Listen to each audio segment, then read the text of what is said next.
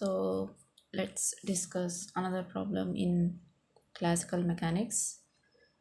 So a uniform rod of length L free to turn about an end O rotates with an angular velocity omega about a vertical through O. The rod makes an angle theta with the vertical. Show that the angle theta is given by cos theta is equals to 3g by 2l omega square. So actually what we have to do is find the angle theta. So let's understand the question. So this is the diagram according to the question. So a uniform rod of length L. So this is an uniform rod and it is of length L. Uniform rod means equal distribution of length. So it looks uniform, equal width overall from here to here. Free to turn about an end O. So this is that end. So it is turning about this end. This rod is attached to this end and it is free to turn about this end with an angular velocity omega about a vertical through O. So it is moving with angular velocity omega about this vertical, that is it is moving in the form of a cone. So just like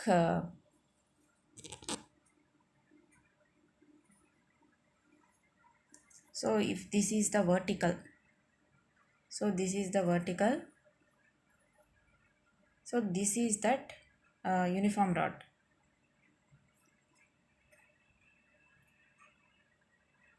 So it is rotating, it would be rotating like this about this vertical, like this finger which I am showing here, this finger.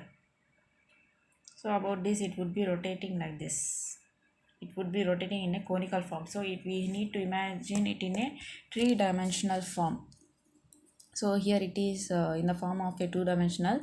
So actually this rod would be rotating like this. If this is a rod, so it would be rotating like this about the vertical, so like this in the conical form. So if it forms a cone, the area swept by this length, it forms a cone. So we need to do it, imagine it in a three dimension. So the three dimensional is represented by this two dimensional diagram. So this is the vertical. So about this vertical it is rotating, the angular velocity omega about a vertical O. So understanding the problem is very important. First of all, the rod makes an angle theta with the vertical. So it is making an angle theta with the vertical. So we know that cone has some angle, semi-conical angle like that. So this is the cone, this is the angle of the cone and this is half of the angle. So that is semi-conical angle. Just like that, the rod makes an angle theta with the vertical. So this is nothing but that angle. If you imagine a cone, so the rod is making an angle theta with the vertical. So we need to find out this angle theta and we need to show that it is this. So that is the problem. So let's see how to solve this. So consider an element delta m at a distance x from the fixed end O. So we need to consider an element delta x. So this is the delta x element. So this is the entire rod. So this is the entire rod and this is that delta x element of the rod. We need to consider the delta m element of the rod. So and it is at a distance x from the end O. So this is the delta m element and it is at a distance x. The external forces acting on it are its weight delta mg and centrifugal force delta m omega square r, where r is the radius of circular part described by delta m about the axis of rotation in the rotating frame of the rod. So what are all the forces acting on this delta m mass is, first of all, weight acts vertically downwards. Gravitational force, that is weight of the object, weight because of the gravitational force of the earth vertically downwards. So it has, this is parallel to this vertical. So free to rotate about an end rotates with an about the vertical. So this is that vertical, it would be parallel this direction weight, so that would be acting in this direction. And because of this rotation of the rod, it is rotating, so centrifugal force comes into play, so it acts radially outwards for that particular circle. So this particular delta m will would describe a circle. So if we place one by one circles one upon the other of increasing radius, gradually increasing radius, we would get a cone. So if we suppose cone, so this is one circle, this is another circle, this is another circle. So they are made up of increasing radii, increasing radii. So these are all the circles put together, we get cone. So this element would have its own circular path. It would follow its own circular path the at the point of rotating, while rotating. So its radius is r. So mv square by r, you know that centrifugal force acting on the body is mv square by r or m r omega square. So in the place of v, if we place r omega, so we would get r would get cancelled, we would get m r omega square. So here we are taking only delta m mass, so delta m r omega square. So weight is also delta m into g, because it is of delta m mass. So these are all the external forces acting on that. The total external forces are mg integration delta of m r omega square, and the reaction force at the hinge O. So another thing is there would be reaction force at this point hinge, because this rod is in contact with this point. So we know that normal force is a kind of contact force. In the same way here reaction force is nothing but it is also just like contact force, okay, normal force. So if we place book on the table, weight of the book would be acting downwards, and reaction force, that is normal force, would be acting vertically upwards. Both of them would get balanced. So that is a contact force. Gravitational force is not a contact force. Even though we are not in contact with the earth, we would feel gravity. But this normal force comes into play only when the objects are in contact. So that's when we need to remember. So as this rod is in contact at this point, it surely it has to be in contact at this point. So because of that, the reaction force would be acting because of contact. So in order to avoid the reaction R hat O, we take moments about rho. So in order to avoid this reaction force, keep it aside, we have to take moments about rho, they are saying. So this is the thing. So we need to take moments about rho. That means then only torque, moment of force is nothing but torque. If the torques are balanced, then the rod would be moving at a particular angle without moving towards the non-way vertical or moving away from the vertical. So this rod would remain in equilibrium, and it would be keep on rotating and it maintains this particular angle without falling towards the vertical if the moments of force are balanced. So that is the thing. So here, so this is the rod and this is the reaction force. So this is the point of contact.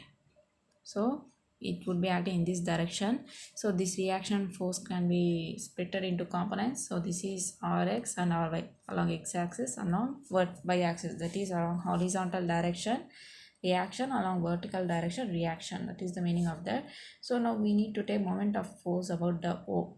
Moment of force is nothing but torque is nothing but R cross F.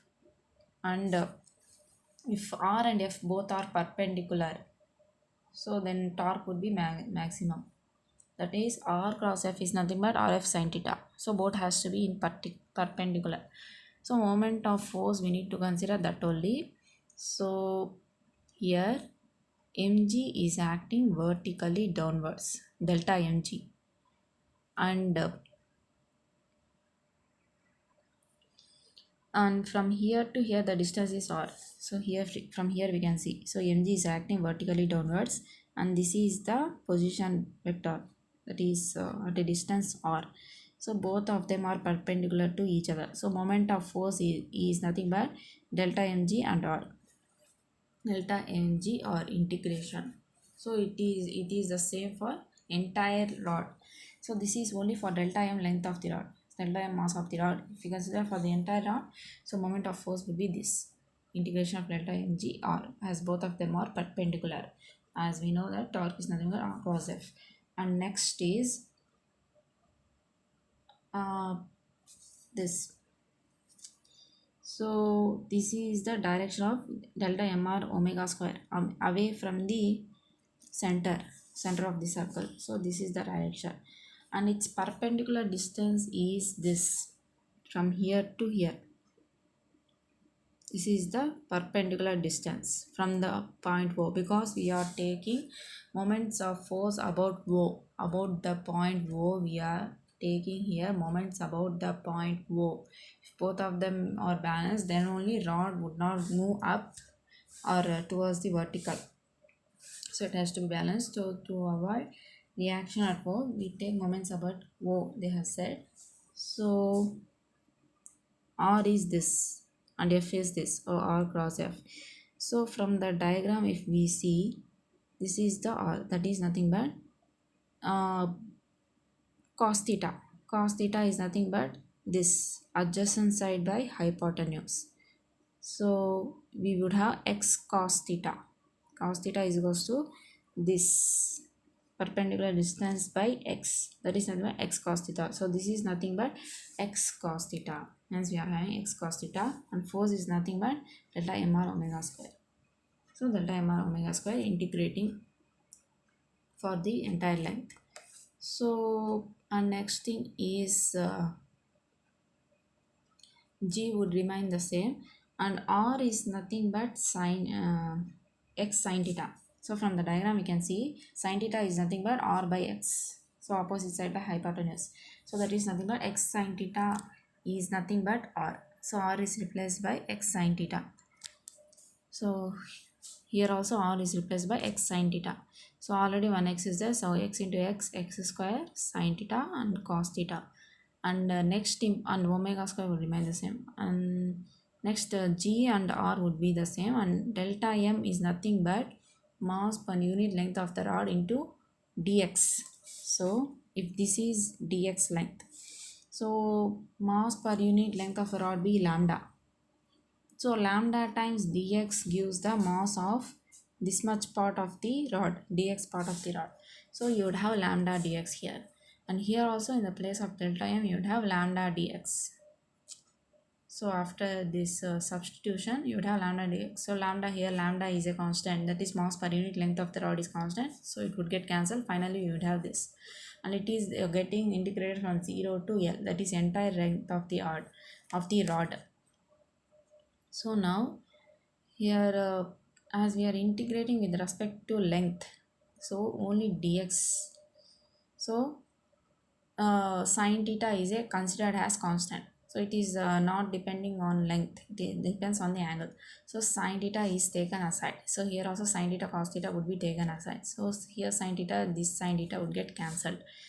Now g is also a constant, that has to be taken aside. So integration of x dx would be remaining, that is nothing but x square by 2, that is nothing but L square minus 0 square by 2. So you would have L square by 2g, and here also you are having omega square has to be kept aside, cos theta has to be kept aside, and sin theta is cancelled. So you would have integration of x square dx. So that is x power n plus 1 by n plus 1, that is x cube by 3. So upper limit minus lower limit L cube by 3 you would be having. So L square and L cube L square would get cancelled, only L would be remaining here. So L, and sending this 3 to that side, 3g. So you would have 3g and 2L omega square after simplification. So cos theta, except cos theta, these all the terms has to be sent to that side after cancellation. So you would have cos theta is also 3g by 2L omega square. So we may also find the reaction force. So finally, we have found that cos theta angle theta is nothing but cos theta equals to 3g by 2l omega square. So if you want theta, that is nothing but theta is also cos inverse of 3g by 2l omega square, or else arc of cos 3g by 2l omega square. So that is the thing. And the next thing is, if you also wanted to find the reaction force, that is R, reaction force acting over here at the hinge, capital R. So let Rx and Ry be the horizontal and vertical component reaction force at O, and Rx is equals to the integration of delta mr omega square. It is for the entire length. So Rx, so this is the direction of Rx, that is coming because of force in this direction. So as we have said, weight of the book acting downwards and normal reaction acting in upwards in the opposite direction. So here also, as mr omega square is acting in this direction, reaction force would act in this direction. So reaction force in x direction is because of this force. So integration over 0 to L delta mr omega square, and delta m can be written as mass per unit length of the rod into dx. Depends on the dx, if we have taken dx length of the rod, mass per unit length, and dx, and omega square, and r is nothing but x sin theta. From the diagram we have found it already. So now m by l is the omega square, and sin theta would be taken aside because all of them are constant. So integration of x dx is nothing but x square by 2, that is nothing but l square by 2. So l would get cancelled, and what would be remaining is half omega square half ml omega square sin theta, and ry is mg because mg is acting vertically downwards. So as the reaction to be acting, reaction force would be acting upwards. So ry is mg. So r takes an angle. So angle, so this angle, if we say it is making with the vertical, the angle made by the reaction force with the vertical, so that is nothing but if we take tan theta, so opposite side by adjacent side, so at this point theta. So if we consider a right angle triangle like here, so opposite side by adjacent side, that is rx by ry. So theta is nothing but tan inverse of rx by ry. So angle with which the reaction force is making. So that is nothing but tan inverse of rx is nothing but this term. So if you substitute here, and ry is mg, so capital mm would get cancelled, and omega square is nothing but from here 2l cos theta by 3g. So we need to substitute that. So sorry. So omega square is nothing but 3g by 2l cos theta. We need to send omega square that side. So omega square is equals 3g by 2l cos theta. So that one we need to substitute here. So 3g 2l sin theta by cos theta is nothing but tan theta.